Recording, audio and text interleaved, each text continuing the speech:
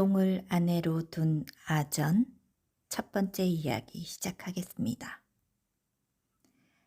신라 시대 말 한반도를 호령하던 지방 호족들은 고려가 세워진 이후 중앙의 강력한 통제를 받게 되었다. 그들 중 일부는 고려가 세워질 때 중앙에 들어가 지배층이 되었으나 그러지 못하고 지방에 남은 이들은 향리가 되어 중앙에서 보낸 관리들을 돕는 향역을 치르게 되었다. 시간이 지날수록 중앙의 통제는 점점 더 강해져 그들에게 부과된 역은 무거워져만 갔고 반대로 그 처우는 나빠져만 갔다. 조선시대에 이르러서는 녹봉을 거의 받지 못했음에도 관아에서 발생하는 모든 비용을 스스로 부담해야 했고 중인 신분으로 양반을 모시며 갖은 멸시를 받게 되었다. 또한 향력은 대물림되었기 때문에 갖은 방법으로 역에서 벗어나려 하였으나 매우 드문 일이었기에 대부분은 끝내 그 굴레에서 벗어나지 못했다. 조선시대에 이들은 아전이라고 불렸다. 평안도 철산 땅에 이의남이라는 향리가 있었다. 그는 관아에서 지인이라는 직책을 맡고 있었다. 지인은 관아의 도장을 관리하는 사람을 일컬었다. 성품이 어질고 매사에 우직하여 넘침이 없으니 고을 사람들의 신뢰를 받았다. 고을의 원님 또한 그를 매우 총애하여 어딜 가나 그를 대동하고 크고 작은 일을 맡게 하였다. 그러던 어느 날 원님이 그에게 말했다. 내 이번에 한양에 갈 일이 있으니 자네도 함께 감세. 여부가 있겠습니까? 은암은 원님을 따라 상경하여 며칠 동안 일을 보게 되었는데 한양에서의 마지막 날에 이르러 문득 울적한 마음이 들었다. 세상은 이렇게 넓은데 나는 평생 변방에서 허드렛 일만 하는구나. 울적한 마음의 은암은 돌아가기 전날 원님에게 부탁하여 반나절의 말미를 얻었다. 그러고는 용산에 올라 한강에 배가 오르내리는 것을 한가로이 구경하였다. 그런데 어디선가 그를 부르는 소리가 들렸다. 젊은이! 의남이 소리나는 곳을 보니 웬 노인이 그를 바라보고 있었다. 혹시 철산 땅에서 오지 않았소? 의남이 어리둥절해하며 물었다. 그렇습니다만 젊은이 얼굴이 참으로 좋구려. 그러더니 편지 한 통을 건넸다. 내 집도 그곳이라오. 내 집을 떠난 지 오래인데 미처 집안의 소식을 전하지 못하였소. 고향에 돌아가는 길에 나 대신 이것을 좀 전해줄 수 있겠소? 은암은 그러겠다 이러고는 편지를 받아들었다. 그러자 노인이 말했다. 이 편지를 들고 고을의 동쪽에 있는 큰 못에서 유철이란 사람을 부르시오. 그러고는 이내 허공 속으로 사라져버렸다. 놀란 은암이 그제야 정신을 차려보니 모든 것이 한바탕 꿈이었다. 그런데 몸을 일으키다가 꿈에서 노인이 준 편지가 놓인 것을 보았다. 기이한 일이로구나. 다음 날 의남은 원님을 모시고 철산으로 향했고 얼마 뒤 관아에 도착할 때쯤 노인의 말이 생각나서 원님에게 아뢰었다. 소인이 볼 일이 생겨 고을 근처를 다녀와야 할 듯합니다. 그러자 원님이 언짢은 듯 말했다. 얼마 전 한양에서도 그러더니 어디를 그렇게 다니는 것이냐? 의남이 머뭇거리며 대답하지 못하자 원님이 말을 이었다. 알겠으니 다녀오너라. 얼마 걸리지 않을 것이라 생각한 의남은 집에 들으지도 않고 그 길로 못을 찾아 고을의 동쪽으로 향했다. 조금 길을 나아가니 과연 커다란 못 하나가 나왔다. 의남은 그곳에서 사람이 살 만한 곳을 찾아보았으나 집은커녕 작은 인기척도 느껴지지 않았다. 의남은 노인의 말을 곱씹어 보았다. 이 편지를 들고 마을 동쪽의 큰 연못에서 유철이란 사람을 불러주시오. 사람이 어디 있다고 부르라는 것인가? 일단 편지를 꺼내 들고는 허공에 외쳐보았다. 유철! 유철! 유철! 하지만 사람도 없는 곳에서 아무도 대답할 리 없었다. 허탈해진 의남은 돌아가려 하는데 그때 뒤에서 그를 부르는 소리가 들렸다. 니시여. 의남이 놀라 뒤를 돌아보니 못 한가운데 웬 사람이 있었다. 의남은 두려운 마음에 그대로 선 채 가만히 그를 바라보았다. 그러자 정체 불명의 남자가 그에게 재차 물었다. 누구냐 물었소. 의남은 선뜻 대답하지 못하다가 잠시 후 입을 떼었다. 용산에서 만난 노인장께서 이 편지를 전해주라 하셨습니다. 그러자 남자가 물살을 가르며 다가오더니 편지를 받아들었다. 이내 편지를 다 읽었는지 의남에게 말했다. 여기서 잠시 기다리시오. 그러고는 다시 물속으로 들어가 버렸다. 공연히 귀신들의 일에 휘말려 버렸구나. 기이한 광경에 두려움을 느낀 의남은 그대로 도주할까 고민하였으나 도무지 두 발이 떨어지지 않았다. 그러던 중 남자가 다시 물 위로 떠오르더니 의남을 불렀다. 물속에서 그대를 부르십니다. 나와 같이 들어가십시다. 의남이 아연실색하며 말했다. 내가 어찌 그 깊은 물에 들어간단 말이오? 그러자 남자가 아무렇지 않은 듯 말했다. 그저 눈을 감고 내 등을 잘 잡고만 있으면 돼요. 의남은 고민하다 무언가에 홀린 듯 그의 말에 따랐다. 그러자 의남의 손이 등에 닿기가 무섭게 두 사람의 몸이 물속으로 빨려 들어갔다. 의남은 두려워 눈을 꼭 감고 있었으나 이상하게도 귓가에 물소리와 바람소리만 들려올 뿐 몸에 물 닿는 것이 전혀 느껴지지 않았다. 조심스레 눈을 떠보니 물결이 그들을 비껴나가며 길이 생겨나고 있었다. 잠시 후 바닥에 이르러 남자가 의남을 내려놓았다. 그곳에는 붉은 대문이 있었는데 그 생김이 장엄했다. 남자가 문을 열며 말했다. 이리 들어오시오. 대문으로 들어가 여러 중문을 지나니 높은 돌계단 위 본 적이 없는 갖가지 장식이 달린 화려한 누각이 나왔다. 의남이 감탄하며 그 위에 오르니 웬 젊은 여인이 나와 그를 맞이했다. 한동안 아버지의 소식을 듣지 못하였는데 이렇게 편지를 전해주시니 감사할 따름입니다. 의남이 물었다. 이곳이 어디입니까? 그러자 여인이 미소를 지으며 답했다. 이곳은 수부입니다. 아버지께서 자리를 비우신 사이 제가 다스리고 있지요. 그러고는 음식을 내오며 그를 대접하였는데 모두 무태서는 볼 수 없는 진기한 것들이었다.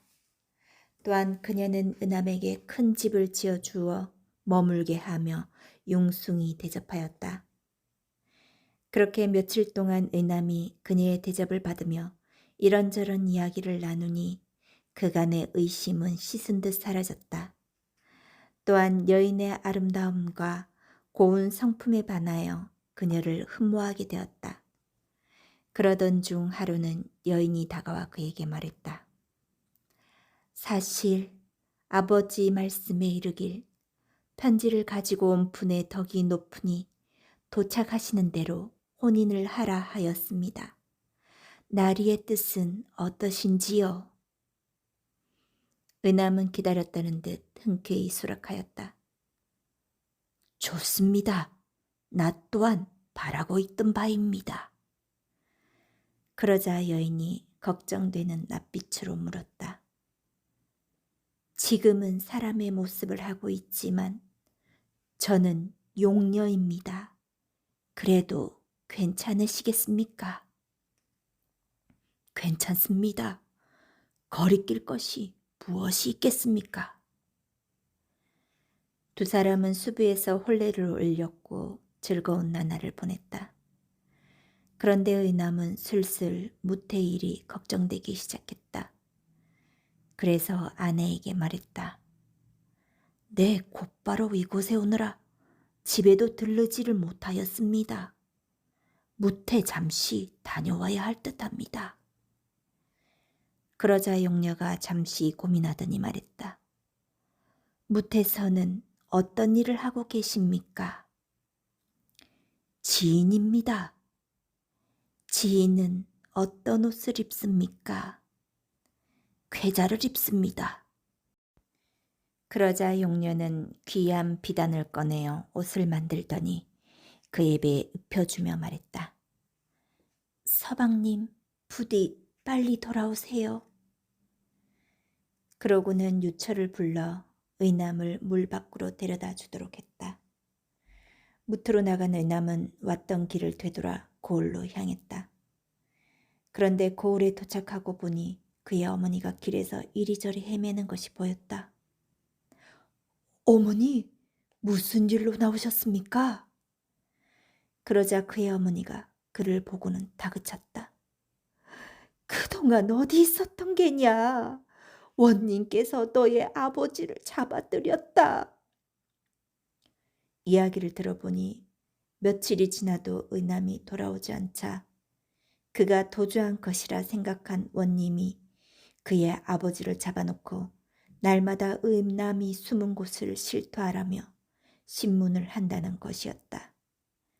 그의 어머니 또한 며칠을 바깥에서 헤매며 아들을 찾아다닌다는 것이었다. 의남은 눈앞이 아찔하여 그 길로 관하로 달려갔다. 의남이 도착하자 관노가 원에게 의남이 왔음을 알렸다. 그러자 원님이 창문을 열어 마당에 엎드린 의남을 보며 물었다. 어디를 갔다 온 것이냐? 소인이 일이 길어져 약속한 날짜에 오지 못하였습니다. 한 번만 너그러이 용서해 주십시오. 원님은 소리쳐 의남을 꾸지려는 찰나 그가 입은 낯선 옷이 눈에 들어왔다. 그 옷감의 선이 살아 움직이는 듯하고 기이한 빛을 뿜어내니 마치 인간 세상의 물건이 아닌 듯 보였다. 원님은 의남의 죄를 묻는 것도 있고 그에게 물었다. 그 옷은 어디서 난 것이냐? 의남은 망설이며 쉽게 입을 떼지 못하였다. 어디서 났냐? 묻지 않느냐? 그것이... 그러자 원님이 다시 낯빛을 바꾸더니 크게 소리쳐 꾸짖었다. 이놈! 멋대로 자리를 비우고 관아의 일을 소홀히 한 것도 모자라 이제는 죄를 덮으려 거짓을 궁리하는 것이냐? 그러고는 좌우를 불러 명했다. 멋들하느냐? 어서 죄인의 아비를 끌고 와라. 잠시 후 포졸들이 포박된 아전의 아버지를 거칠게 끌고 왔다. 내 아비가 죽는 꼴을 보고 나서야 끝내 그 입을 열겠느냐? 더 이상 사실을 감출 수 없다고 생각한 의남은 있었던 일을 모두 아뢰었다. 용산에서 기이한 노인을 만난 일부터 수부에서 혼례를 올린 일까지 하나도 빠짐없이 이르니 원님이 차갑게 웃으며 말했다. 나더러 그 허황된 이야기를 믿으라는 것이냐? 제가 어찌 감히 나리 앞에서 거짓을 고하겠습니까? 맹세코 털끝만큼도 거짓을 고하지 않았습니다. 의남이 억울함을 호소하니 본래 그를 깊이 신뢰하던 원님 또한 그 말이 사실일 수도 있겠다는 생각을 하게 되었다. 원님은 잠시 생각하더니 이내 비릿한 미소를 지으며 말했다.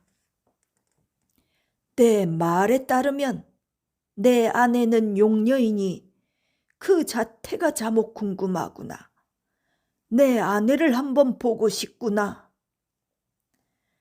원의 그 말에 의남이 또다시 머뭇거리자 원님의 손짓에 그의 아버지는 매질을 당하기 시작했다. 으으으으. 아버지가 고통에 못 이겨 비무형을 지르니 의남이 급히 엎드려 울부짖으며 원님에게 빌었다. 가서 의논해 보겠나이다. 소인의 아비를 살려주십시오. 그러자 원은 매질을 멈추게 하고는 자리에서 일어나 의남에게 다가갔다. 만일 그 말이 거짓이라면 내 아비는 물론이고 너의 집안은 큰 화를 입게 될 것이다. 알겠느냐? 여부가 있겠습니까? 용을 아내로 두나 전 두 번째 이야기 시작하겠습니다. 의남은 그 길로 수부에 들어가 아내에게 있었던 일을 말하며 모습을 드러내 주기를 부탁하였다. 하지만 용녀는 곤란한 듯 난색을 보이며 말했다. 하늘의 뜻 없이 무태의 모습을 드러내는 것은 아니 될 일입니다. 그러자 의남이 아내의 손을 잡으며 애처롭게 빌었다. 부인, 내 어찌 그것이 어려운 일인 줄 모르겠습니까? 하지만 내 아버지가 죽게 생겼으니 내 일이 부탁하는 것입니다.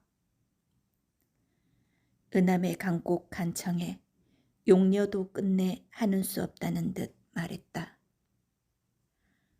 땅의 주인께서 그렇게 말씀하시니 어쩔 수 없겠군요. 내일 해가 질 때쯤 목가에 원님을 모시고 오십시오.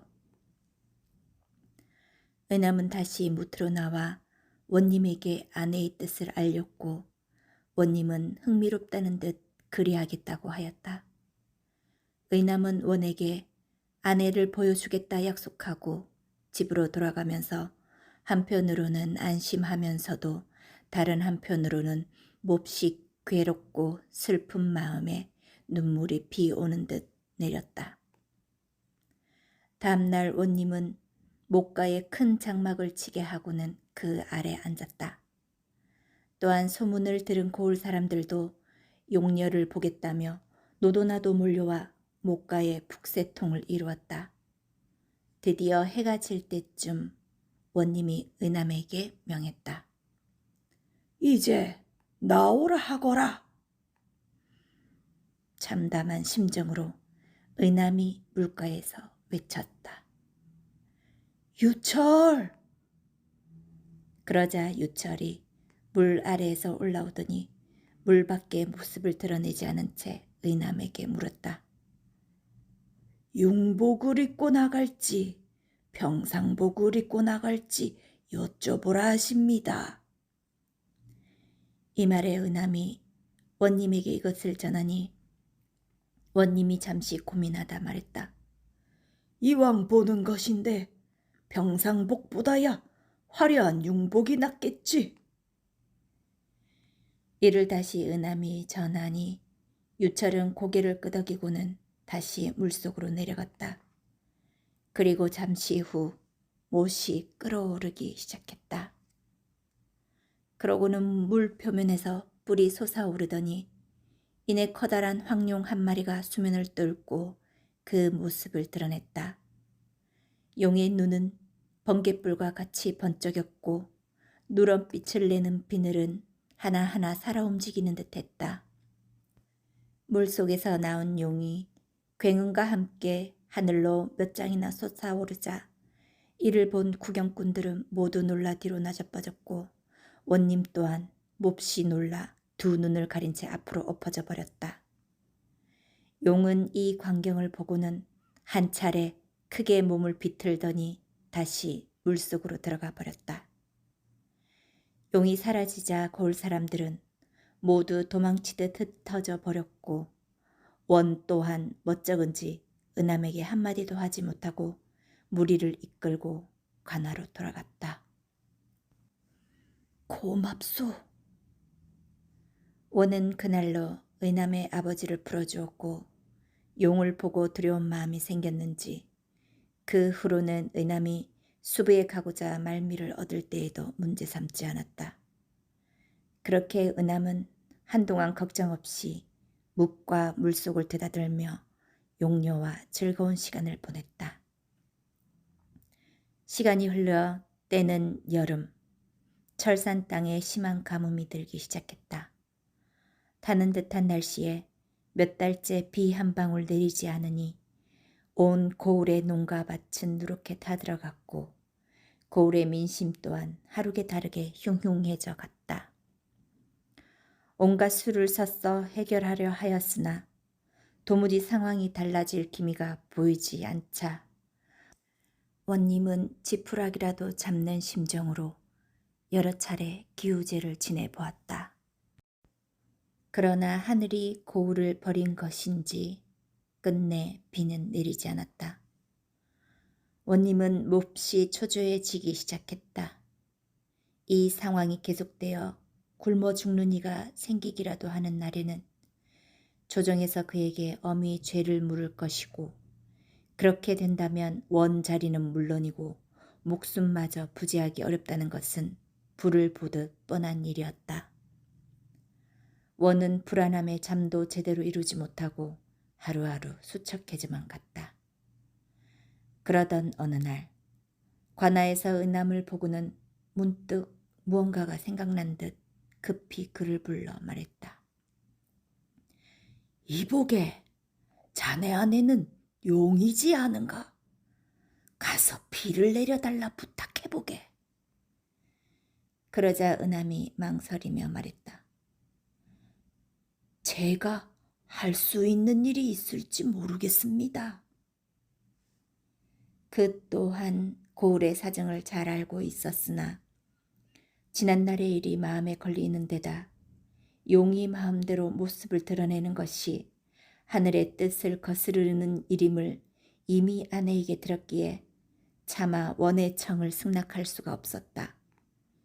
그러자 원이 수척하여 총기가 사라진 눈을 부릅뜨며 소리쳤다.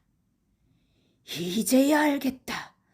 내 놈이 내게 원한을 품고 아내를 시켜 비를 멈추게 했구나. 은함이 몹시 놀라며 말했다. 소인이 감히 어찌 그런 짓을 했겠습니까? 그게 아니라면 당장 내 놈의 아내더러 비를 내려달라 하거라. 은함은 눈앞이 캄캄해졌다. 원은 이미 그의 아버지를 잡아 가둬둔 적이 있는 데다 그가 용을 두려워한다 해도 이제는 앞뒤 가릴 상황이 아니므로 또다시 어떤 짓을 벌일지 모를 일이었기 때문이다. 은함이 잠시 고민하더니 이내 입을 떼었다. 소인이 가서 의논해 보겠습니다. 불가한 일입니다. 용이라 할지라도 마음대로 그럴 수는 없다고 이미 말씀드리지 않았습니까? 은함이 용궁에 가 아내에게 이르니 용녀는 단호하게 거절하였다. 이에 의남이 재차 청했다. 다시 한 번만 생각해 주시오. 지금 뭇에서는 백성들의 울음소리가 온 들판을 덮는 듯하오. 하지만 용녀는 한사코 고개를 저으며 계속해서 거절할 뿐이었다. 이번 일은 저번과는 다릅니다. 상제의 명 없이 멋대로 비를 내렸다간 어떤 벌을 받게 될지 모릅니다. 가뭄으로 원이 공경에 처하여 이번에도 내게 어떤 짓을 벌일지 모르오. 조금이라도 좋으니 내 얼굴을 봐서라도 조금만 비를 내려주시구려. 내 이렇게 부탁하겠소. 의남이 여러 차례 간곡하게 부탁하니 용녀도 마음이 흔들렸는지 오랜 고민 끝에 말했다. 하는 수 없군요. 그러고는 방에 들어가 용장으로 옷을 받고 입고는 웬 물이 든 병과 버드나무 가지를 양손에 쥐었다. 이어 물 밖으로 나서려 하는데 무언가 생각난 의남이 그녀를 붙잡았다. 네, 함께 가보아도 되겠소? 그러자 용녀가 이번에도 거절했다. 당신은 인간의 몸에서 난 사람이라 구름을 타지 못하십니다. 나와 함께 가다니 이는 아니 될 일입니다. 의남이 말했다. 내 뭇에서는 비록 천하나 용을 아내로 맞았으니 한 번이라도 당신을 따라 하늘에 올라보고 싶소.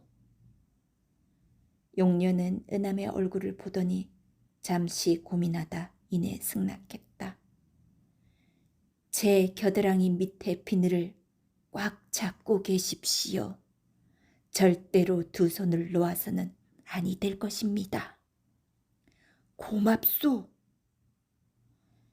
황룡으로 변한 용녀는 물 밖으로 나와 하늘로 솟아올랐다. 그녀의 등에 올라탄 의남은 높은 곳에 이르러 땅을 굽어보았다. 고을과 관아는 물론이고 철산에 온 산천이 조약돌만한 크기로 한눈에 보였다. 이 땅이 이리도 작았구나.